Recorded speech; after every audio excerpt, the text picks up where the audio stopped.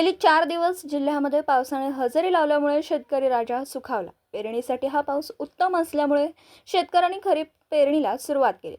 ग्रामीण भागात शेतकऱ्यांच्या पेरणीला लगबग दिसून येते। सांगलीच्या शिराळा तालुक्यामध्ये धुळाव्या फेजची पेरणी रोहिणी नक्षत्रापासून सुरू होते, ती आता जवळपास पूर्ण होत आली असल्याचं चित्र सध्या शिराळा तालुक्यात आहे। जिल्ह्यामध्ये शेतकरी आपल्या शिवारात मशागती करून शेत जमिनी तयार केल्या।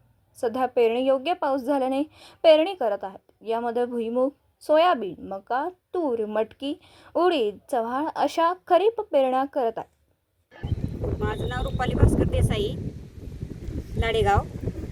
बऱ्यापैकी पाऊस झाल्यामुळे इथे पेरण्या चालू आहेत। त्या पाऊस समाधानकारक झाला आहे। सगळ्यांनी टोकन चालू केल्यामुळे आता सगळ्यांचं आटोकाट आले आहेत पेरणी। रोल मी आनंदा पोपट पाटील, लाडेगाव। आमच्या भागामध्ये जूनच्या सुरुवातीलाच पाऊस झाल्यामुळे बऱ्यापैकी वल झाल्यामुळे आता पेरण्या चालू झालेल्या आहेत। तरी 70-80% पेरण्या होत आलेल्या आहेत। भात, सोयाबीन, भुईमूग चांगल्या पद्धतीनं पेरण्या चालू झालेल्या आहेत। तर मागील वर्षी अत्यल्प पाऊस असल्यामुळं शेतकऱ्यांचं पूर्णपणे नुकसानकी झालं होतं। पेरण्याही झाल्या नव्हत्या आणि 80% पेरण्या झाल्याच नव्हत्या। तर ह्या वेळेला बीज प्रक्रिया करून आता सोयाबीनची पाठीमागं तुम्ही बघितले तर पेरणी चालू आहे। तर कृषीचा कुठलाही अधिकारी इथं माहिती देण्यासाठी आलेला नाही, कारण निकृष्ट दर्जाचं काम चालू आहे।